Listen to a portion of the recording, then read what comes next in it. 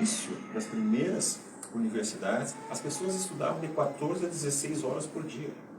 Aí você vai dizer assim, não, mas acontece que naquele momento eram poucas as informações disponíveis. Mas se você pegar aquelas pessoas daquela época, olha, nós não conseguiríamos. E talvez termos a capacidade de leitura, análise e interpretação que eles tinham. E eles estudavam física, matemática, mesmo que tivéssemos assim, mas eles ajudaram a construir as bases daquilo que nós nos alimentamos e bebemos hoje. É verdade. Não é? E por que essa depreciação do país, tia?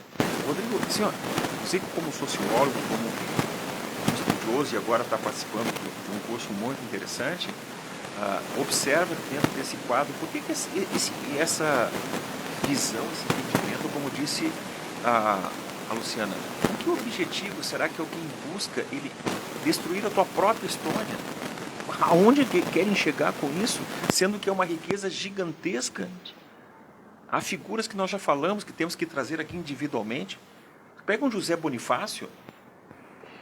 Hoje, sequer alguém saberia dizer até o nome dele, de onde veio, qual foi a sua participação, a sua relevância para que o país hoje tivesse, que algumas instituições ainda tivessem mantido seus fundamentos a partir das ideias e visões de homens dessa grandeza. Eu estava falando em José Bonifácio. Né? José Bonifácio ele retorna para o Brasil com 56 anos. 56 anos no século XIX, uma idade muito avançada. Né? Para vocês terem ideia, a dimensão de quem foi José Bonifácio, os pais fundadores da República Norte-Americana, da democracia, os Founding Fathers, se chama, né? Elaboraram toda a concepção política norte-americana, Hamilton, Madison, Jay, enfim, discutiam na imprensa americana, nova-iorquina, como é que seria esse país novo que estava surgindo, que era os Estados Unidos. Lá eles tinham a exata dimensão do que era José Bonifácio. Diziam assim, lá no Brasil tem um cara que vale por quase todos os nossos founding fathers aqui. Inclusive tem uma estátua de José Bonifácio em plena Nova York. Que lindo isso. José Bonifácio foi um geólogo, um mineralogista, assim, um político extremamente importante, né, foi conselheiro em Portugal. E essas coisas a gente não valoriza no Brasil. Né? Ou seja, se preferem falar de questões menores, para não ser ridículas, que Dom Pedro I sofria de indisposições estomacais, que estava montado num burro quando declarou independência. O que importa isso? O que importa para nós? O que importa, né? Na verdade, isso tudo é um movimento que visa rebaixar, diminuir as tradições brasileiras, que são riquíssimas, são muito fortes, né?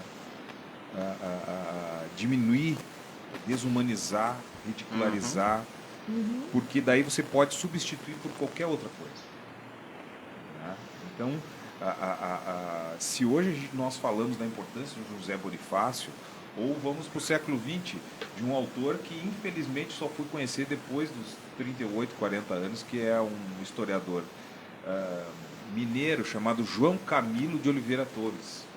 Né? Interpretação da realidade brasileira. Né? Uma série de livros que falam da história do Brasil de uma forma extremamente importante e contundente. Onde é que a gente vai entender que existe um autor como este? Nós aprendemos sobre os livros de João Camilo de Oliveira Torres? Logicamente que não. Por quê? Porque não é importante para aqueles que pretendem destruir o país por dentro, usando como instrumento de destruição a própria cultura desse país, né? Reescrevendo-a. Né?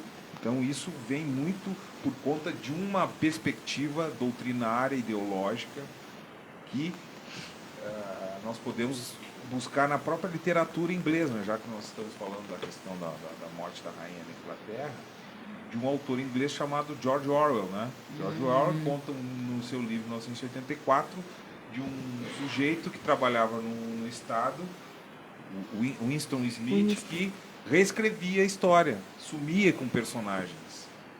Pois é exatamente isso que acontece diariamente, por décadas, não é? Há quase um século, vamos dizer assim, que isso insiste em continuar fazendo parte do nosso cotidiano. Mas por que isso tem que ser parado de alguma forma? Porque isso promove a destruição da sociedade brasileira, destrói as suas bases, destrói as suas raízes. E destruindo as raízes, você tem a possibilidade da destruição institucional de um país. Então, um país é destruído de dentro para fora à medida em que não se valoriza esses personagens, não é? Como José Bonifácio. José Bonifácio foi um sujeito que, ao pensar o Brasil, ele pensava numa marinha forte. O Brasil, em determinado momento, teve a segunda maior marinha do mundo. Não é? Ou seja, nós tivemos um incidente diplomático com o maior império do mundo, que era o Império Britânico, não é? Em que o Império Britânico perdeu uma ação em nível internacional, teve que pedir desculpas para o Império Brasileiro, não é? Por conta de uma desavença de um navio que atracou no Rio. Não é? E por que o Império Britânico fez isso? Porque entendi que aqui do outro lado do Atlântico não era qualquer país assim. Né? Então, essas coisas nós temos que resgatar. Né? E não se importar com cara feia. Né? Cara feia é fome. Então, assim, a gente tem que pensar na trajetória do país, valorizar isso. Né? E uma questão que eu acho que é importante, que a pandemia trouxe muito, foi a volta dos pais a acompanhar o ensino dos filhos. Verdade. E aí você acaba vendo uma série de aberrações dentro do meio estudantil.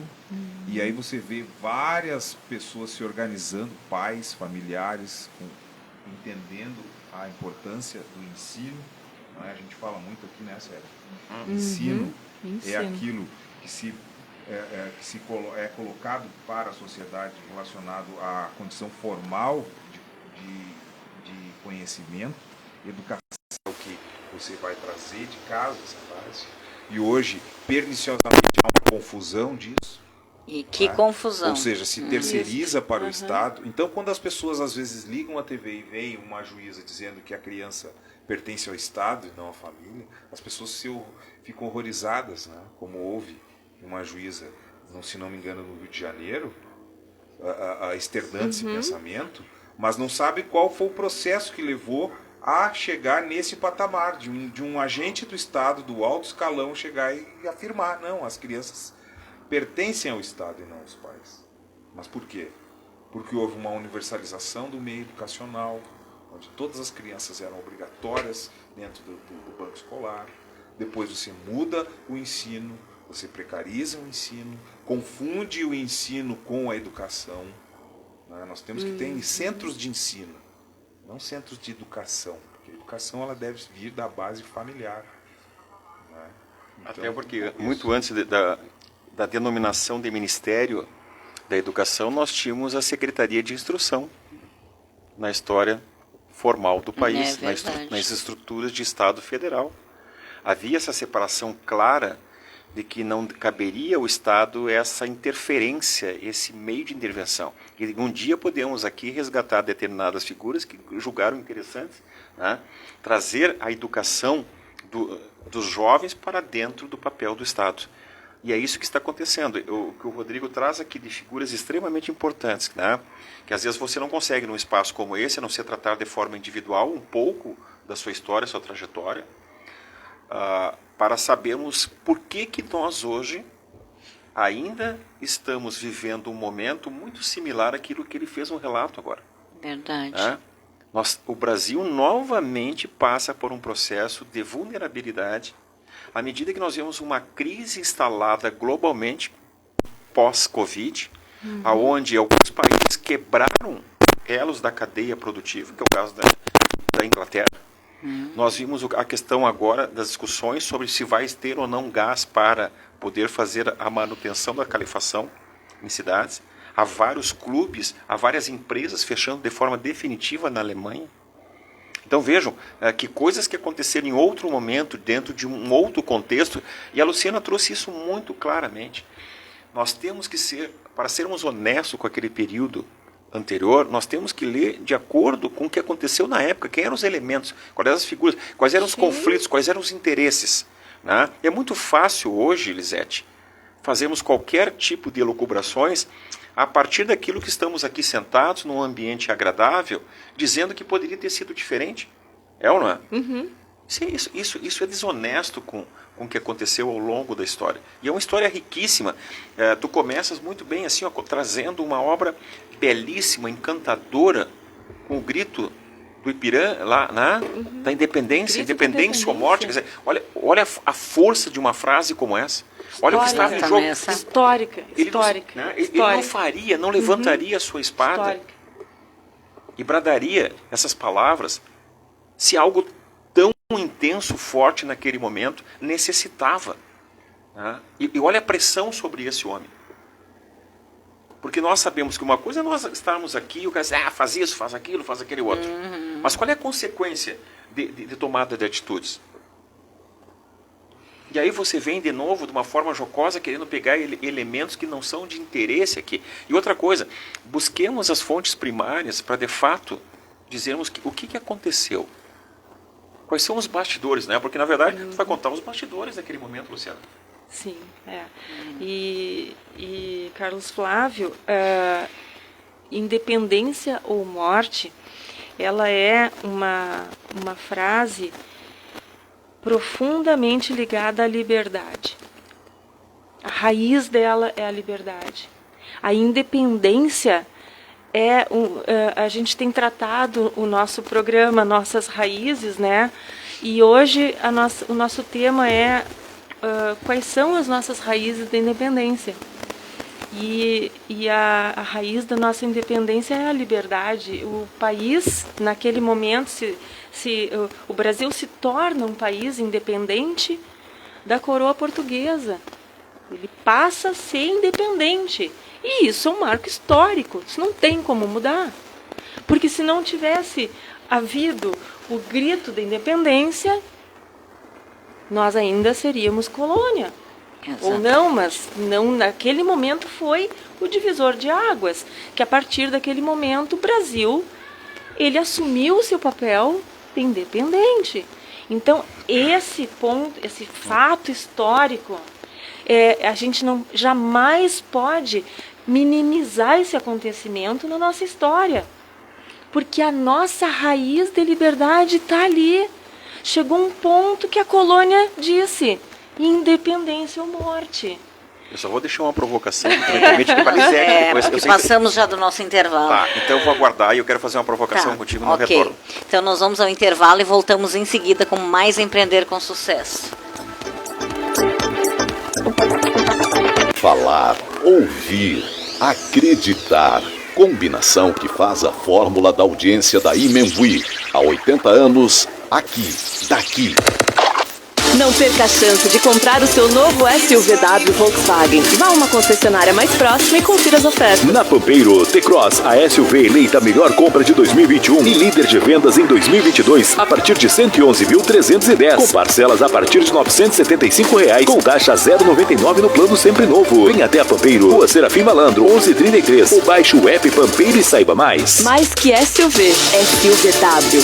Juntos salvamos vidas. Volkswagen. Vote nos deputados do PSD. Sou Alfredo Castilhos, advogado. Fui vereador e luto pela igualdade através da geração de emprego e renda. Sou apoiador do esporte amador. Vem comigo. Juntos vamos desenvolver a metade sul do estado. Vote 55012. Quero mais qualidade de vida para o cidadão com segurança pública para todos. Aumento dos efetivos, reconhecimento e preparo. A segurança pública é o meu compromisso. Conto contigo. Marcos Maier, 55153. Brita Pinhal. A natureza é a nossa fonte e o nosso compromisso para com o futuro. Acesse britapinhal.com.br. Brita Pinhal entrega soluções em obras de infraestrutura de pequeno, médio e grande porte. Brita Pinhal, muito além do que você imagina. Pesquisa publicada neste final de semana confirma. Eduardo Leite lidera a disputa eleitoral com 14 pontos de vantagem sobre o segundo colocado. A campanha de Eduardo e Gabriel cresce nas ruas, nas redes e nas pesquisas, mostrando que os gaúchos querem seguir em frente para continuar melhorando a sua vida e o futuro do Rio Grande. Eduardo! Coligação Um Só Rio Grande, Federação PSDB e Cidadania, MDB, PSD, Podemos e União Brasil. Chegou o Clube Muito Mais Ângelos Oeste. Muito mais vantagens, muito mais benefícios. São centenas de parceiros em todo o Brasil, com descontos incríveis. Conheça nossos planos assistenciais AM Brum Ângelos Oeste. A partir de R$ 38,00 mensais. É muito mais tranquilidade e confiança. Chame no WhatsApp 559-9633-5761. AM Brum Ângelos Oeste. Por você, sempre. Federação PSDB Cidadania. Sou a Duda do futebol e sei que o esporte é capaz de mudar a vida das pessoas. Agora, quero ajudar mais, fazendo do esporte uma política pública de inclusão e desenvolvimento. Conto com o teu voto 23010. O fortalecimento do porto, a redução dos preços dos pedágios e a instalação da termoelétrica são pautas fundamentais para a Zona Sul. Para deputado estadual, Rogério Gomes, 23123. Eu sou a Fernanda Biscupi e quero ser a tua deputada estadual. 23456. Porque a luta contra os privilégios precisa continuar. Bora que dá. A Construtora Jobim informa. Já está chegando o novo Porsche Macan para ser sorteado entre os novos compradores de imóveis da construtora. Aproveite as condições de comemoração para investir na esquina mais valorizada de Santa Maria. Apartamentos, salas e lojas com entrada de apenas R$ 99.800. A restante parcelado em 30 vezes, mais 2 reforços, sendo um nas chaves. Construtora Jobim, com amor. No Rio Grande do Sul, é no fio do bigode. Palavra dada é palavra respeitada. Eduardo Leite quebrou a palavra e desrespeitou os gaúchos ao renunciar. Ao sair, pediu e levou a aposentadoria especial de governador de R$ 19.000.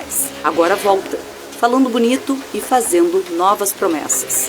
Tá na hora do Leite aprender que no Rio Grande a palavra vale muito. Frente da Esperança, Federação Brasil da Esperança, PT, PCdoB, PV, Federação Pessoal Rede. Colégio Fátima, berçário, educação infantil, anos iniciais, anos finais e ensino médio. Colégio Fátima, 70 anos trilhando o caminho da educação e da humanização. 70 anos sob a inspiração de São Vicente Pallotti. É a voz do nosso estado, na ONU, em Brasília, no Senado. É a vez do Mourão, coragem, alma e coração. Mourão número 100, não tem pra mais ninguém. Mourão tá confirmado, é o Rio Grande no Senado. Vote Mourão Senador, equilíbrio e coragem para representar o Rio Grande. Coligação para defender e transformar o Rio Grande. Faça sua capacitação profissional na Universidade Franciscana. Escolha entre diversos cursos rápidos com certificação. Aprenda novas habilidades e amplie seu horizonte de atuação profissional.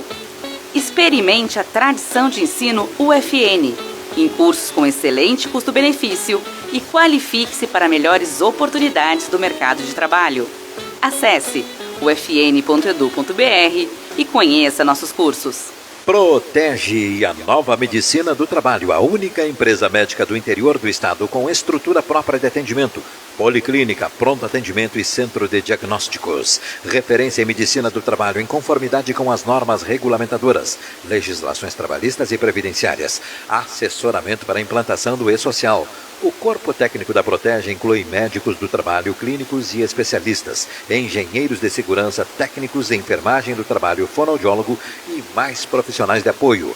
Contempla atendimento de mais de 20.000 funcionários de empresas de médio e grande porte. Acesse saudeprotege.com.br. Em julho deste ano, o maior portal de notícias do país, o G1, fez um levantamento sobre o governo Eduardo e Ranolfo, conferindo se os seus compromissos de campanha foram cumpridos. O G1 concluiu: Eduardo cumpriu total ou em parte todas as promessas analisadas. Lembre disso quando ouvir as promessas dos outros candidatos. Só quem já fez é que pode fazer mais. Coligação Um Só Rio Grande, Federação PSDB e Cidadania, MDB, PSD, Podemos e União Brasil. Você merece ter a internet móvel mais rápida e a melhor operadora do Brasil. É por isso que a Claro tem uma loja novinha no Santa Maria Shopping, com um atendimento preparado para ajudar e contar para você tudo sobre o primeiro 5G do Brasil e a internet em fibra com a maior estabilidade para a sua casa. Tudo isso e muito mais você encontra no Santa Maria Shopping, loja 101, bem na entrada do calçadão.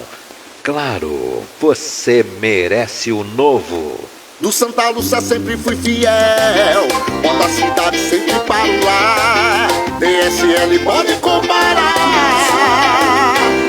Paixão antiga que mexe comigo, fidelidade no meu combustível. A novidade que chega e aviso, tenho desconto quando baixo o aplicativo. Baixe o aplicativo Postos DSL, abasteça com desconto e acumule pontos. DSL Posto Camobi na faixa nova de Camobi. DSL Posto da Duque de Caxias 3000. DSL Posto faixa para São Pedro. DSL Posto Santuário na RSC 287 km 215. Quem apoia o Bolsonaro, vota na comandante Nádia. Bolsonaro combateu o fecha tudo. A comandante Nádia também. Bolsonaro defende o agronegócio. A comandante Nádia também. Bolsonaro luta contra a bandidagem. A comandante Nádia também. É por tudo isso que eu vou votar no Bolsonaro. E na comandante Nádia também. É 111, eu vou de Nádia pra vencer. 111. Coligação Trabalho e Progresso, PP, PTB, PRTB. Alta cilindrada é na MotoSul, concessionária autorizada Suzuki. Venha ver, conhecer e pilotar os lançamentos e modelos super esportivos em destaque no mercado nacional. MotoSul Suzuki também é Bike Sul, uma loja especializada em mountain bike. Produtos de ótima qualidade para garantir a melhor performance para você. Acesse a loja virtual bikesul.com.br, bikessul.com.br. Motos, bicicletas, peças e assistência técnica. MotoSul, Bikesul. Sobre duas rodas o mundo é mais emocionante. Na Avenida Presidente Vargas, esquina com a Conde de Porto Alegre. Atenção! Oportunidade para habilitação em profissão com alta demanda no mercado. Curso completo de instalador do sistema fotovoltaico com foco em energia híbrida. Capacite-se com a CR Cursos e Locações. Dias 16, 17 e 18 de setembro. Os instrutores são engenheiros eletricistas e eletrotécnicos. Aulas práticas e teóricas. Saiba mais na CR Cursos e Locações pelo 3225 1037 ou 99101 5764. Garanta sua vaga no inédito curso completo de instalador de sistema fotovoltaico, com foco em energia híbrida. Vamos de 12! Eu sou Vieira da Cunha, para deputado estadual, vote numa candidata ou candidato do PDT. Sou Gabriela Ortiz e chegou a hora da juventude ocupar espaço na Assembleia. Meu número é 12132. Trabalho, educação e justiça social. Sou Gerson Gurman, 12312. Criamos os centros de autismo no estado. Saúde, educação e infraestrutura são nossas lutas. Eduardo Loureiro, 12412. Sou Luiz Marenco, candidato à reeleição. Meu número, 12220. Sigam nossas redes. Imembuí FM, o melhor jornalismo regional. 19h54. 23 graus.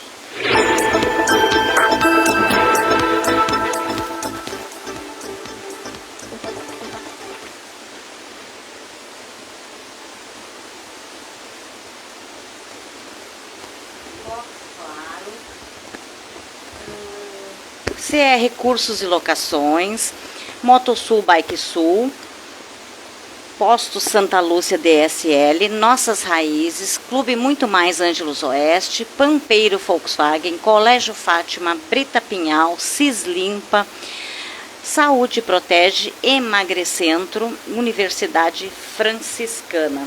E o tema de hoje está tão interessante, né, que a gente nem viu passar, passou muito rápido. Tem que fazer uns pequenos registros aqui. A Emanuela Jardim, aprendi muito da história do Brasil com esse cara aí, Lisete. Parabéns pelo programa e abordagens tão importantes. Um abraço aí para a Emanuela. Valeu, mana. O Antônio Renato Seidlisfen também aqui, a Irma Correia.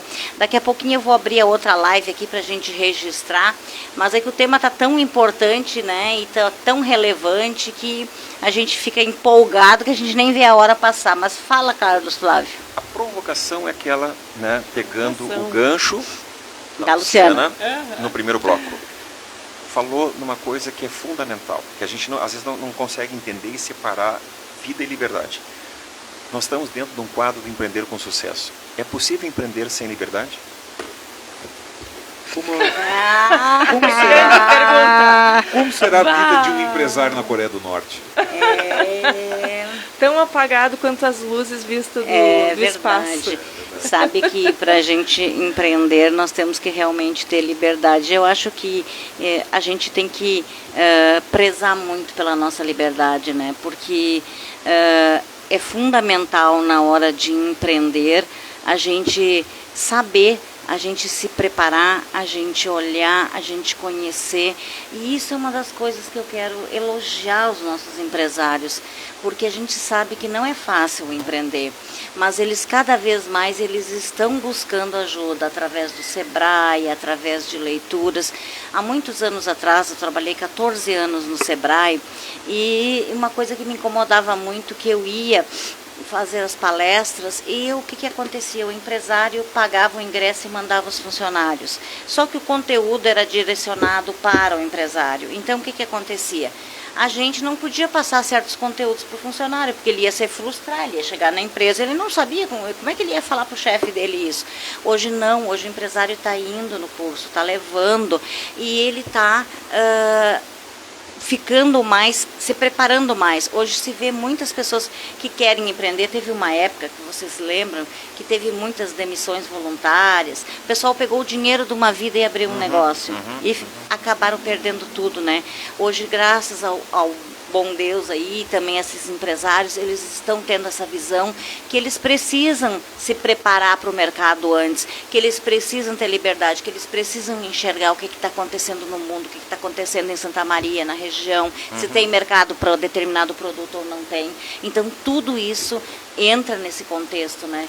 Para a gente poder empreender de verdade, porque senão tu não... Como é que tu vai empreender? Então, Lisete, assim, o que acontece? Você imagina que há 200 anos, quando aquele homem levantou a espada, ele sabia que estaria modificando a vida de todo cidadão que estava nesse país, que as consequências daquele ato teriam implicações que não apenas a pessoa dele, as pessoas que compunham a coroa, as pessoas que estavam ao entorno ou que davam sustentação ao seu reinado, mas com todo e qualquer indivíduo, né? E isto é uma coisa que muitas vezes assim, o cara toma aquela atitude, fica com seu nome na história. Não, mas as implicações desse ato foram até hoje, quer dizer, puxa, passamos 200 anos e ainda estamos falando que nós temos que lutar pela nossa liberdade, que nós chegamos num período de desenvolvimento científico, tecnológico, né, que não há comparações no contexto histórico, numa linha do tempo. E nós agora temos que nos preocupar ainda se conseguiremos ter autonomia para garantirmos a nossa propriedade, a nossa família, a nossa própria vida.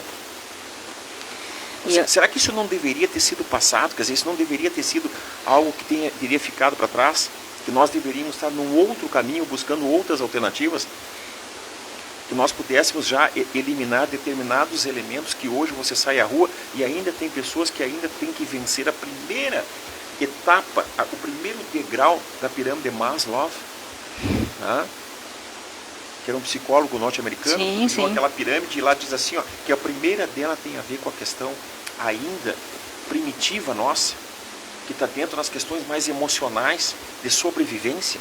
Veja, sobrevivência, com toda a riqueza que nós temos. Olha o nosso agro, gente. O que é o nosso agro? Pelo amor de Deus, a riqueza que tem o nosso agro. E que tem garantido que esse país permaneça e seja pujante. E que hoje os olhos do mundo se voltam para nós. E que não existe divisão em tamanho de pequeno, médio ou grande. Se você produz alimentos, você está dentro dessa composição ampla, complexa, que muitas pessoas que às vezes trabalham ou têm trabalho a partir da existência do agro, e às vezes você não enxerga. Por isso que este espaço do Nossas Raízes é trazer aqui pessoas que muitas vezes estão aqui próximos a nós, sendo responsáveis pela geração de emprego e renda, e que são desconhecidos de quem nos vê, de quem nos ouve. Exatamente. Então nós temos que dar valor a essas pessoas. E tu disseste, eu já tive a oportunidade de alguns encontros, dizer que tem muito de responsabilidade quem, num país ainda como o nosso, que vem sofrendo grandes mudanças positivas, empreender, investir, é irresponsabilidade em alguns aspectos, porque as pessoas tiram o seu capital, né, e muitas vezes tudo aquilo que conquistaram ao longo da sua existência, colocam ali, sabendo que poderão mudar as regras do jogo a qualquer momento e tudo se modifica, tudo se transforma. Então, mas o que isso tem a ver com o tema? Tem tudo a ver com o tema de hoje. Tem a ver com essa comemoração que nós valorizamos a nossa terra. Sabemos que a nossa terra não é mais um espaço de futuro, mas um espaço de presente. Né?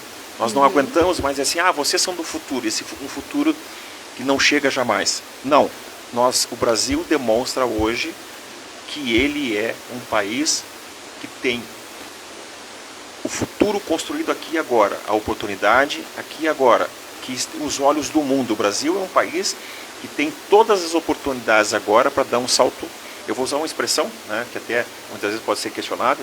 Vamos brincar aqui que as pessoas entendem, um salto quântico. Perfeito. Fala, Rodrigo. Eu entendo assim que o futuro é agora. Né? Essa imagem, primeiro, desmistificar um acontecimento que era passado através dos livros de história e que não condiz com a realidade, que com o processo de independência do Brasil, as más línguas referem como um movimento pacífico. Ele não foi pacífico.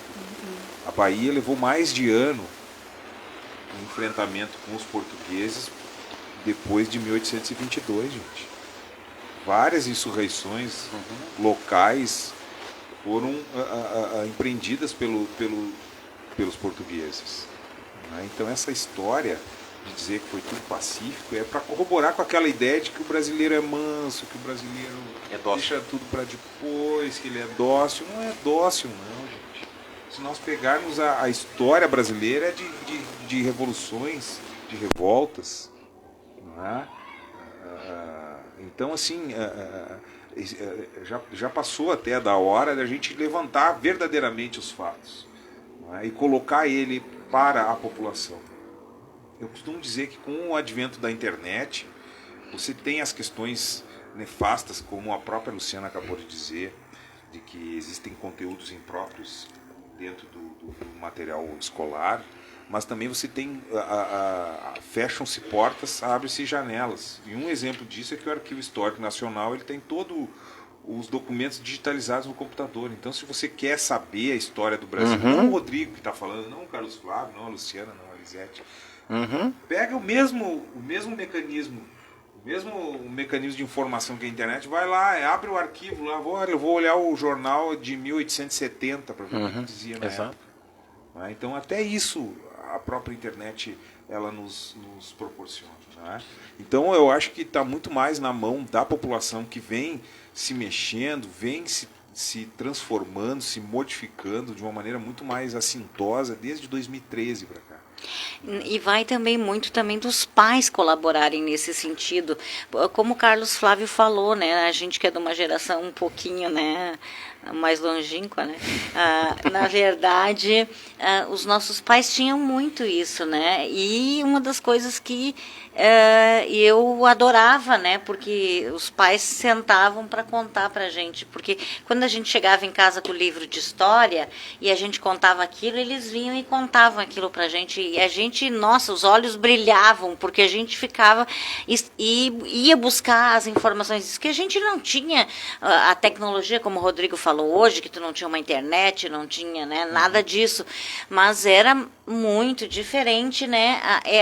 Por isso a importância dos pais estarem presentes nesses momentos da vida dos filhos. E além de que nós temos aí muitos pré-adolescentes, adolescentes, nós não podemos falar aqui em política, mas nós temos aí muitos jovens que vão votar, que precisam ter essa orientação dos pais, enxergar o que está se passando no nosso cenário, né? E essa questão que o Rodrigo toca, da questão da Biblioteca Nacional, de hoje estar lá à disposição esse conteúdo, quantas pessoas, por exemplo, aprenderam as primeiras letras, as primeiras palavras, por meio, né, das páginas de jornais. Verdade. A minha mãe, né, que já é falecida em 2018, ela disse que gostaria de ter o domínio da escrita para poder dizer que o jornal A Razão, ela aprendeu a ler nas páginas do jornal A Razão. Olha só. Eu, com 6 meses na escola, eu entrei no primeiro ano em 1970, né, então o pessoal que faz as contas, eu lia jornal com 6 meses de alfabetização, eu não tive prézinho coisa.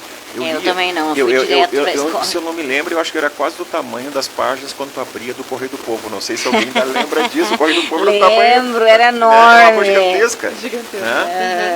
E como disse o Rodrigo, tu quer essas fontes, jornais, os repórteres da época, né, os cronistas, os escritores famosos que nós muitas vezes olhamos suas obras, escreviam nos jornais. E eles estão lá disponíveis. E aí você, aquilo que tu disseste, Luciana, você vai encontrar lá os registros do período. Né, as turbulências do momento, né, as pressões, as próprias charges, né, que é uma coisa fantástica, que muitas vezes também tinham. A gente vê muitas ainda resgatadas no tempo do Segundo Império, né, do Dom Pedro II, as pessoas fazendo, quando ele esteve lá para conhecer o invento do Grambel, quer dizer, aquela história toda, o pessoal sempre teve esse outro lado que trabalhava de uma maneira sempre destrutiva, né, mas e mesmo assim a nossa história sobrepujou esse tipo de figuras.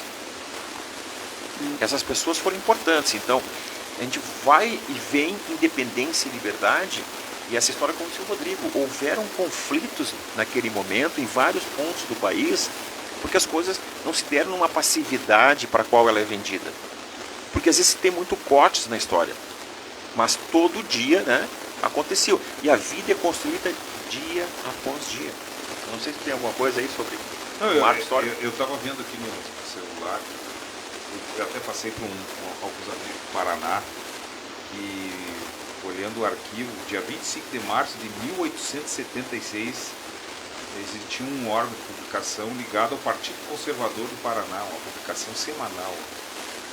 Aqui, assim, imagina. Para a época. Para a época. Então você pega o texto, está lá o artigo. Né? Você pode se virar o próprio historiador ali numa fonte primária. Então é isso. Fecham-se portas, abrem-se janelas. Exatamente. E aí está diretamente ligado às mãos da população. Né? Entender que veio muitas vezes de um sistema de ensino precário. Então, vocês falavam agora há pouco a respeito dos pais acompanhar os filhos, mas isso muitas vezes é muito difícil, pela própria precariedade que envolve a escolar. Mas, Rodrigo, eu também quero falar em relação aos professores, porque eu fui professora há muitos anos. E com que amor eu ia naquela escola, mesmo não tendo álcool como mimeógrafo, mesmo não tendo comida, que a gente fazia polenta no intervalo para as crianças e levava, e ia nos engenhos de arroz, pegar arroz porque não tinha merenda, e tudo que a gente fazia, e a gente estudava, se esforçava, assim, nossa, a gente era o máximo. Hoje, os professores, não estou fazendo uma crítica, mas será que realmente... Tá, aí vocês vão me dizer, tá, mas é questão salarial, é questão disso, é questão daquilo. Mas será que ainda existe aquela mesma garra, aquela mesma vontade que a gente tinha de estudar e levar o melhor conhecimento para o aluno, né? É um questionamento que fica. Mudou muito o sistema de ensino, a sociedade mudou muito. A educação familiar, ela sofreu bastante, o ensino, eu vejo muito precarizado, ideologizado, não tem espaço para opiniões diferentes. Eu acho isso muito prejudicial, né? Porque isso é o retrato do empobrecimento. O professor era uma autoridade na época. Nossa, o professor ir na tua casa, aquilo era o máximo. Eu me lembro assim, de quando eu dava aula, como os pais valorizavam, eles vinham na escola para conversar com a gente. E a gente também tinha estudava, a gente ia atrás do conteúdo, mesmo que a gente não soubesse, né? Eu comecei muito jovem a dar aula, então naquela época, assim, tinha coisas que eu tinha que estudar muito para dar aula, né? Então eu vejo assim que bom se todo mundo tivesse esse espírito que a gente está nessa reflexão de hoje, assim, de liberdade, mas também de se entregar ao que faz, de buscar conhecimento, de dividir o conhecimento, de compartilhar o que a gente sabe, né? E não aquele individualismo, eu sei, eu não vou compartilhar, né? Eu sei, eu tenho que compartilhar com os outros, né? Luciana. Eu escutando vocês aqui e ainda um pouco lá atrás, me lembrando que a gente, falando em raízes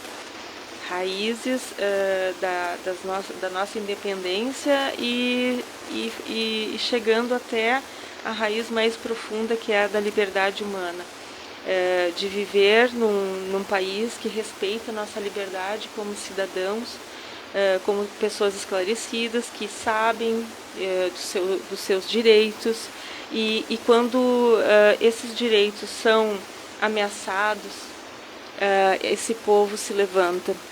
E eu acho assim que, por mais evoluído que a gente esteja nas questões tecnológicas, pelos avanços, né, desse século XX entrando no século XXI, que praticamente hoje a invenção tecnológica ela muda dia a dia, não é mais nem semanal nem mensal, né?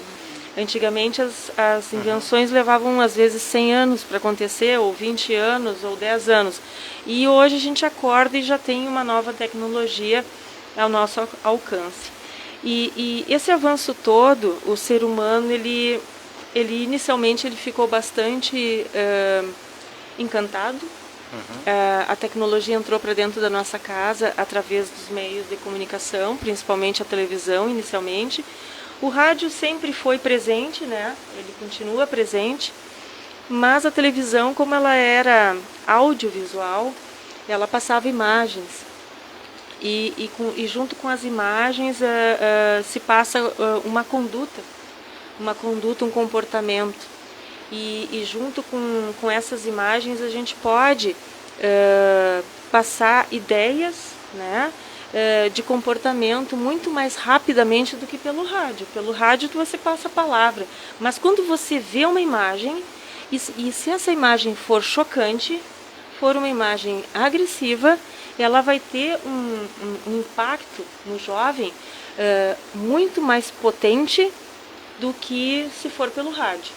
Então o rádio ele é suave, ele é informativo, ele leva a comunicação mais na linha da informação, e já a imagem ela pode conter outros elementos, inclusive subliminares, que a gente acaba absorvendo como certo.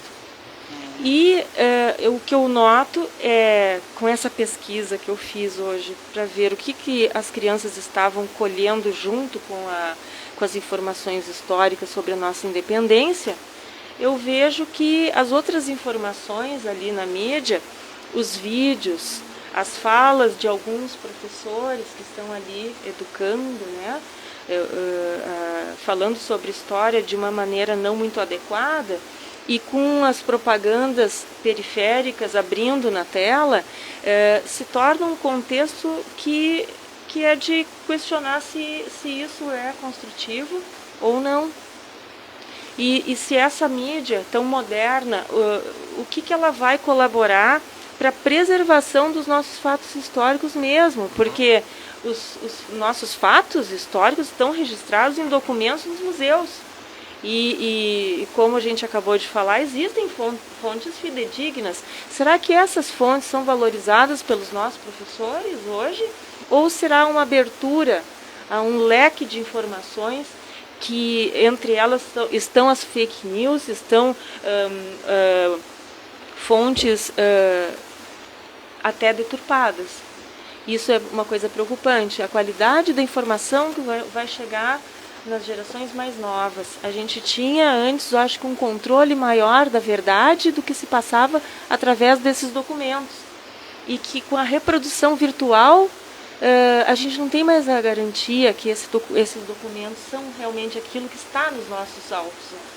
Então, a própria construção dessa geração que está vindo, ela pode ser ameaçada pela deturpação da verdade.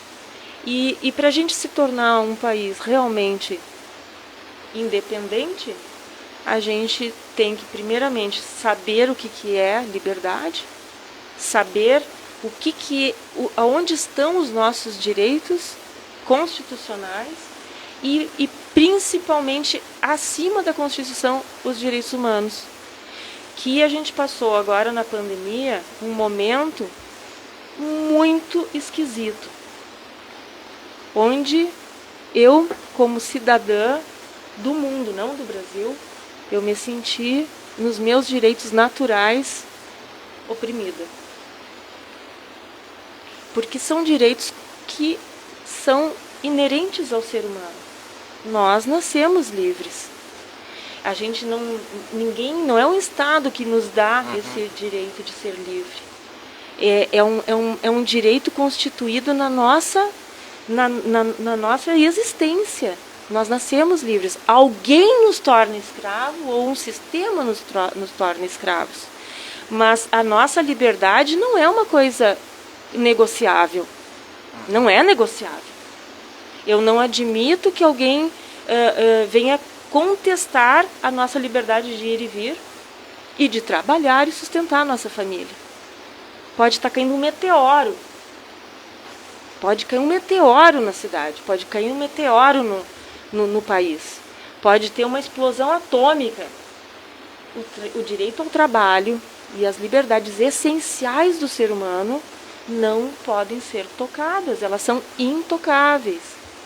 Então esse é o momento que o nosso país, eu acho que está sentindo isso assim na pele. Esses 200 anos da nossa independência, com toda essa manifestação grandiosa, ela é a expressão de um povo que está se dando conta disso. E que eu acho, pessoal, que tem muitos outros países que não estão.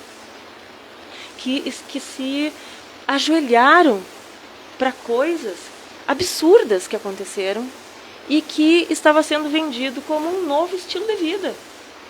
E não existe esse novo estilo de vida. O ser humano é e será sempre um ser livre. A sua essência é ser livre. E ela foi dada por Deus, né? Ela foi dada por Deus, não pelo Estado. E a sua essência é ser livre. E quando a gente fala em independência, a raiz da independência é a liberdade humana. Perfeito. O Estado é laico, mas a sociedade não é. Não deve ser. Verdade. Perfeito. Completou perfeitamente. 20 horas e 20 minutos. Lembrando que ontem, gente, foram os 100 anos do rádio. Ontem o rádio completou 100 anos. E a nossa Imembuí aqui tem 80 anos, né? Então é um fato histórico, né? Para quem acompanhou ontem. Eu acompanhei esses últimos meses, todas as histórias do rádio, né? De quando começou.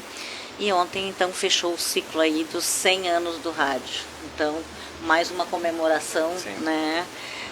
Os 100 anos do rádio. Mas eu quero agradecer a cada um de vocês que estiveram aí conosco. E quem quiser deixar o seu recadinho, pode aproveitar. Hoje nós temos recadinhos. Vamos lá. Então, eu queria assim, ó, senão depois eu vou ser degolado no intervalo. Só dizer aqui que tem recadinho da Gica Rodrigues, da Grace, do Benhur. Tem mais recados aqui, mas depois isso aí, depois a gente dá uma olhada lá na live. Pode dar teus recados aí. Então, assim, ó, a Rubiamara Carvalho, colega, a Gilcione Martins, a Sandra Lima, a Dileta Vargas, que são colegas que assistem o programa, colegas de trabalho, né, que são pessoas extremamente gentis, carinhosas, inteligentes. E também parabenizar a Magali Favarin Kuhn, o Jorge Kuhn, marido, completo 32 anos, né, de casamento hoje. Parabéns! E amanhã A Natiele Luiza Torqueto, que é uma pessoa super especial, uma jovem inteligentíssima, ela está de aniversário. No dia que nós comemoramos 88 anos do Dia do Médico Veterinário no Brasil. Olha, parabéns para ela aí. Que legal. Parabéns aí para todas essas pessoas aí pelo registro. Gratidão a essas pessoas que o Carlos Flávio citou aí, que ouvem o programa, né? Porque isso faz toda a diferença para nós que estamos aqui, né? Que o pessoal que vem, que se dedica, que estuda, que busca conteúdo, que traz aqui essas informações tão relevantes, a gente fica muito feliz, porque isso faz toda a diferença para a gente que está aqui, né, pessoal? Eu tenho um recadinho. Pode dar. Também tem? Pode dar o teu recadinho. A Luciana tem o recadinho dela. Não, o meu recado é que a gente possa se apropriar mais da nossa história e que a gente possa se imbuir desse movimento, né, de um novo país que começa a partir de hoje. Né? O futuro é hoje. O futuro chegou. É isso Abraço, aí. mãe. Aê, Luciana. Eu gostaria de fazer uma homenagem final no nosso programa, em nome da equipe Protege, em nome do Zé Dalmora e em meu também, ao nosso querido amigo Osmar Herzog, que nos deixou dia 6. Ontem nós fizemos a despedida de uma pessoa maravilhosa, um amigo fiel, dedicado, pessoa amável, pessoa gentil, trabalhadora, honesta. E com o Osmar se vai um pedaço da história da nossa cidade. O Osmar, ele foi auxiliar de gessista no pronto-socorro de fraturas, junto com o Dr. Eugênio. Essa empresa foi adquirida pelo Zé Dalmora e ele passou a vida inteira trabalhando na Protege, e foram anos e anos de trabalho até que ele se aposentou. Depois ele voltou a trabalhar conosco, porque ele não quis ficar em casa, ele gostava de trabalhar. Ele era uma pessoa que tinha um dom maravilhoso. Ele, ao fazer os procedimentos de fraturas, ele conseguia colocar perfeitamente os ossos no lugar. E a gente costumava brincar com ele que ele tinha visão de raio-x, porque antes mesmo de fazer o raio-x ele já sabia onde estava a fratura, como estava e o que tinha que fazer.